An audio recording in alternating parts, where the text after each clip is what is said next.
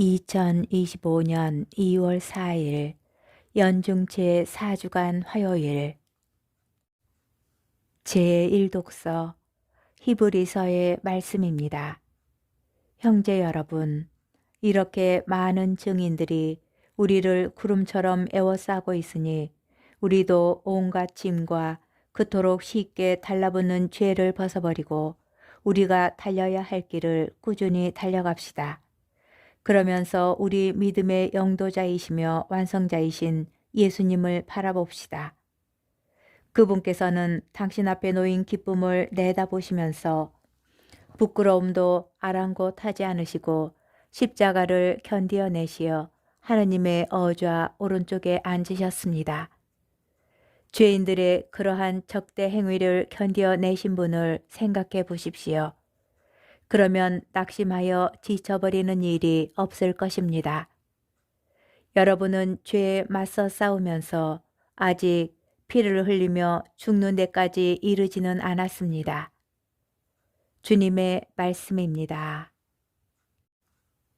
복음, 마르코 복음 5장 21절에서 43절의 말씀입니다. 그때에 예수님께서 배를 타시고 건너편으로 가시자 많은 군중이 그분께 모여들었다. 예수님께서 호숫가에 계시는데 야이로라는 한 회당장이 와서 예수님을 뵙고 그분 발 앞에 엎드려 제 어린 딸이 죽게 되었습니다. 가셔서 아이에게 손을 얹으시어 그 아이가 병이 나 다시 살게 해주십시오 하고 간곡히 청하였다.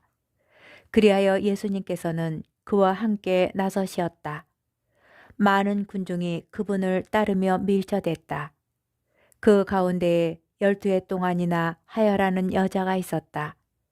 그 여자는 숱한 고생을 하며 많은 의사의 손에 가진 것을 모두 쏟아부었지만 아무 효험도 없이 상태만 더 나빠졌다. 그가 예수님의 소문을 듣고 군중에 섞여 예수님 뒤로 가서 그분의 옷에 손을 대었다.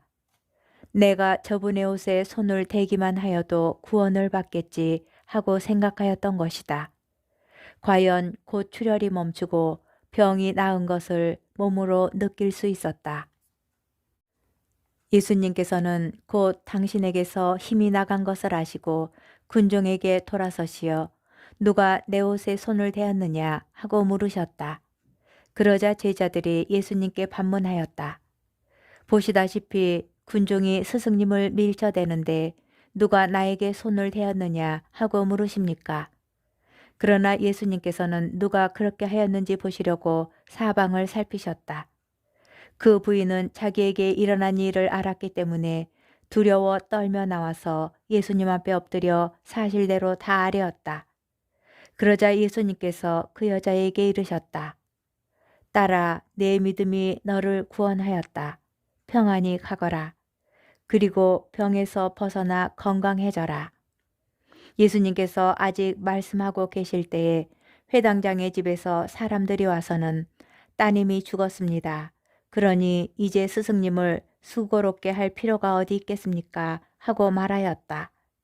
예수님께서는 그들이 말하는 것을 곁에서 들으시고 회당장에게 말씀하셨다. 두려워하지 말고 믿기만 하여라.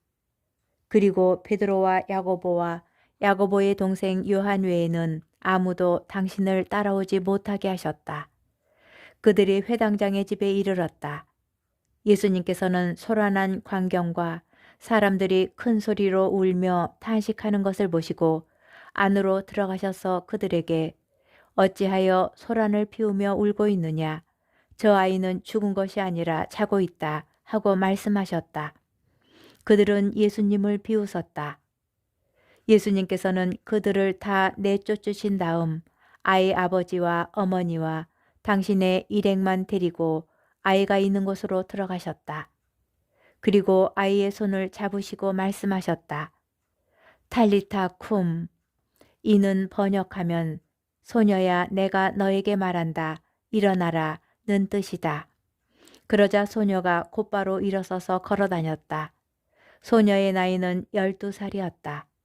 사람들은 몹시 놀라 넋을 잃었다. 예수님께서는 아무에게도 이 일을 알리지 말라고 그들에게 거듭 분부하시고 나서 소녀에게 먹을 것을 주라고 이르셨다. 주님의 말씀입니다. 오늘의 묵상. 오늘 복음은 하나의 이야기 안에 다른 이야기가 들어가 엮인 전형적인 액자식 구성을 보입니다. 별개의 두 이야기이지만 믿음이라는 주제로 일관성 있게 짜여 있습니다. 그런데 두 이야기에서 믿음의 형태와 주님의 행동 방식은 사뭇 다르게 나타납니다. 회당장 야이로는 주님에 대한 믿음으로 직접 찾아와 용감하게 치유를 간청합니다. 하혈하던 여인은 예수님 앞에 감히 나타날 생각을 못한 채 군중 틈에 끼어 소심하게 뒤에서 그분의 옷자락에 손을 댈 뿐입니다. 오직 믿음 하나로 과연 여인은 예수님의 의지 없이도 바라던 바를 얻었습니다. 어떤 교부의 말대로 이 거룩한 도둑질은 도둑 맞으신 분에게서 오히려 칭찬과 축복을 받습니다. 예수님께서는 당신의 의지가 아니라 바로 여인의 믿음이 그를 구원하였다고 말씀하신 것입니다.